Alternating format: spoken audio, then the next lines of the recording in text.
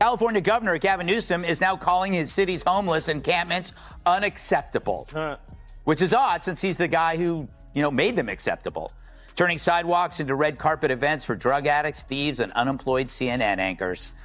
So California tied for the highest unemployment rate in the country, okay? So while he is on a daily, I've not seen him attack Trump, DeSantis, anybody on the Republican side the way he's been attacking the last couple of weeks. Very aggressive the way he's been doing. Just recently, one of the most surprising political pairings took aim at Gavin Newsom. Nothing was off the table, and this was far more than the usual criticism. Greg Gutfeld's sharp humor combined with Patrick Bet-David's hard-hitting facts to tear apart his record, from California's troubled fire policies to his big presidential ambitions. In this takedown, comedy became the weapon of choice. They turned the entire situation into one giant joke. If confidence ever had a face, many would say it looked a lot like his. So last week, Newsom said he hopes the conservative Supreme Court will overturn the current law that bans his state from removing out-of-control homeless encampments. Imagine that. Well, what did you expect, Gavin? That the sanctuary seekers were going to show up in Winnebagos? Once again, another example of a high-profile lib using his big mouth to write a check his ass can't cash. Let's talk about the number one state in unemployment, in homelessness, highest in taxes, and the one that keeps coming up with bad ideas. Here, get the trophy ready. California's $20 fast food minimum wage that they came up with, that everyone's like, oh my God, revolutionary. If California can do it, so can you. You won't want to miss this one. But first, make sure to hit the like button and subscribe to the channel. California's grand performance of image and style is still going strong. Under Gavin Newsom, it often feels like government has been run through a social media filter. He's the kind of politician who looks like he stepped out of a movie scene while working a shift at an organic grocery store. A few years ago, if confidence alone could solve problems, Newsom would have fixed California, built a vineyard on Saturn, and purchased Mars for good measure. Instead, many critics argue that his attention has gone toward polishing his public image, while the Golden State has become more of a warning sign than a success story. Evil, then the Dems are now the party of disorder. Turns out the only system they had was wokeism, and it rotted any basic principles the party had to begin with. Which is why, like Gavin himself, they're left looking at 2028's hopes going up in flames. And this time, no one is going to help them put it out. Greg Gutfeld didn't even need a full monologue. He just put a photo of Gavin Newsom next to California's homelessness numbers and let the silence do the talking. Patrick Bet-David tried to explain Newsom's economic policies using real figures and hard data. But halfway through, he threw his hands up and said, "You know what? Forget the math." Then he painted a different picture. Imagine a piñata filled with IOUs and busted solar panels. According to him, that's pretty much California's budget strategy in a nutshell. But according to a new Bloomberg News report, Newsom pushed for the bread exemption to help a longtime campaign donor, billionaire Greg Flynn, who happens to own a bunch of Panera Breads. Huh? I know. You know Panera. It's the sort of place you go to when the other option is a vending machine. At one point, Gavin promised to make California the model for the rest of the country. In a way, mission accomplished, if the model includes a mix of gas leaks and cosmetic touch-ups. While many parts of the state seem to be dealing with problems straight out of a modern-day survival movie, complete with oat milk lattes on the side, Newsom often appears to govern as if California were an exclusive retreat built for the wealthy. On October 7th, up to 23 million Californians will begin to benefit from the nation's largest state tax refund, some $9.5 billion. The first round of these payments, up to $1,050, will be direct deposited to Californians, helping with rising costs from, well, the grocery store to the gas pump. We're doing our best to help offset rising costs. Newsom's answer to homelessness often seems predictable.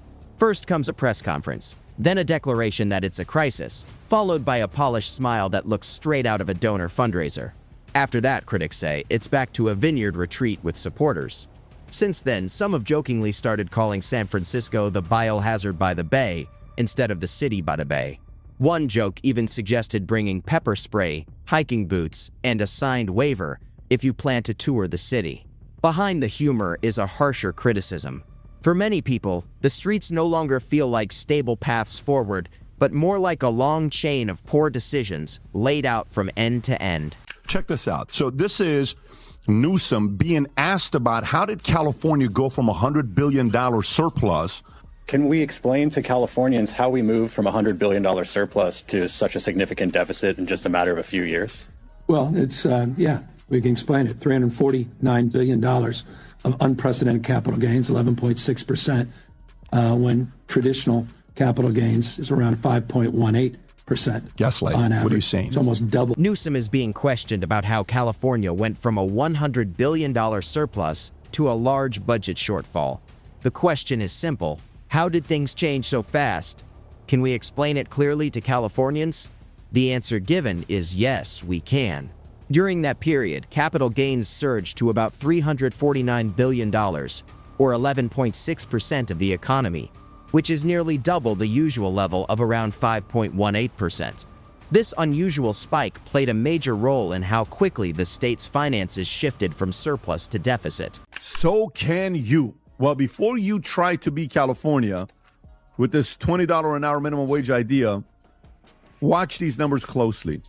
The $20 fast food minimum wage led to 18,000 fewer jobs. Weird. A National Bureau of Economic Research paper reported that California's $20 an hour minimum wage, enacted in September of 2023, effective in April of 2024, led to 2.7% employment decline. Patrick Bet-David argues that under Newsom's leadership, companies started leaving California like migratory birds heading south and not returning, with firms such as Tesla, Oracle, and HPE moving operations to places like Texas, while In-N-Out stayed put.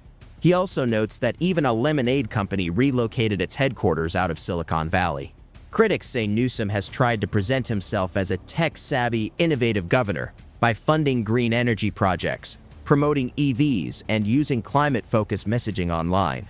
However, they argue the results have been unstable energy conditions, higher costs, and ongoing wildfire and blackout issues. To critics, these crises are often used as examples in climate discussions, even as residents continue dealing with the real-world impacts. Or no spot shadow. What exactly is he trying to say here, huh? Is it a mysterious form of sign language for morons? Is he conveying some secret code to terrorists? Is he signaling the Los Angeles Angels to steal third base? But I'm willing to bet that former Californians recognize those hand signals. They're the motions you make to back up a U-Haul as you flee that failed state and head to Texas. Gavin Newsom was often described by critics as leaning heavily on emergency declarations during COVID. While Californians were under strict lockdowns, he was widely criticized for dining at the French Laundry. Under his leadership, many businesses shut down, schools spent more but saw weaker results, and crime became a growing concern, including frequent smash-and-grab incidents. Gas prices rose, some stores like Walgreens increased security on basic items, and renters faced soaring costs that made even small living spaces difficult to afford. Gavin Newsom attacks Rick Grinnell for audacity to criticize fire recovery, claiming illegal migrants needed for rebuilding. Gotta love this guy. I mean, okay, so let's read Rick Grinnell's tweet first, Rob. Is that what he reacts to? Yes, and I also have Gavin Newsom. Okay, first go to Rick Grinnell's tweet. So in California, we live on the ocean, but our governor can't figure out how to get more water, so he spends millions of tax dollars telling people to not water their lawns and to take faster showers. We have 33 million acres of forest land, but our governor can't figure out how to properly remove dead trees. Patrick Bet-David mocked laws that, in his view, punish store owners for defending themselves, while Newsom responded more with messaging, social programs, and symbolic gestures. Greg Gutfeld joked that Newsom runs California in expert mode, like a SimCity game turned up to the hardest setting. Even when Californians launched a recall effort, it failed, with critics pointing to strong support from Hollywood and elite donors.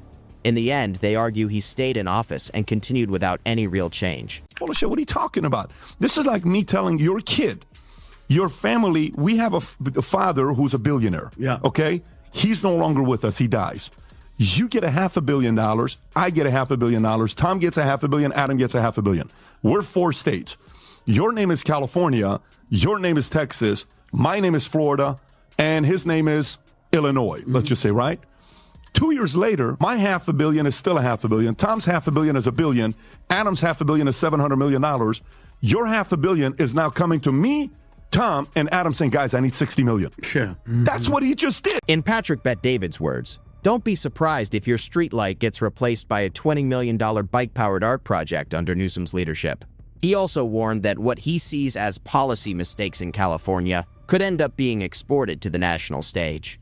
Greg Gutfeld even joked, is that a promise or a threat, as the discussion turned to what that future might look like. Observers for months, but Newsom told reporters it's just part of the sausage making of politics.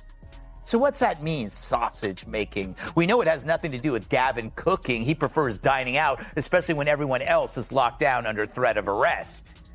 The phrase refers to the unpleasant way in which a process is carried out behind the scenes. Weather alone can't fix the situation.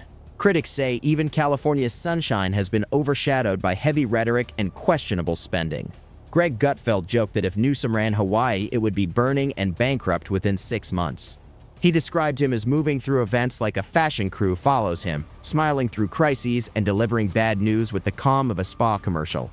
If ego burned calories, he'd be almost weightless. And now, talk of a possible presidential run makes it feel, to some, like the whole country is watching a preview of something much larger. Why Dems lost.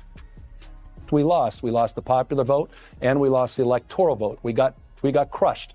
And we need to be humble about that, and we need to have some grace, and we need to understand why. Was it because of the incumbency penalty? Was it because of inflation? Was it because of interest rates? Was it because of immigration? Was it because we were too, quote unquote, woke? Was it because of issues with Israel? Was it all of the above? I think we are going through that forensic.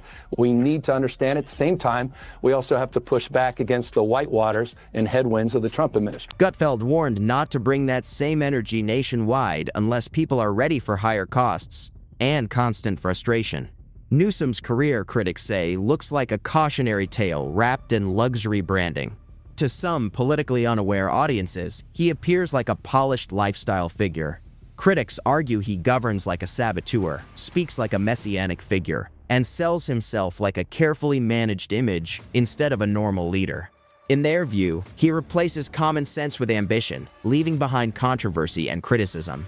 And if that approach went national, they say the rest of the country could face the same problems they associate with California.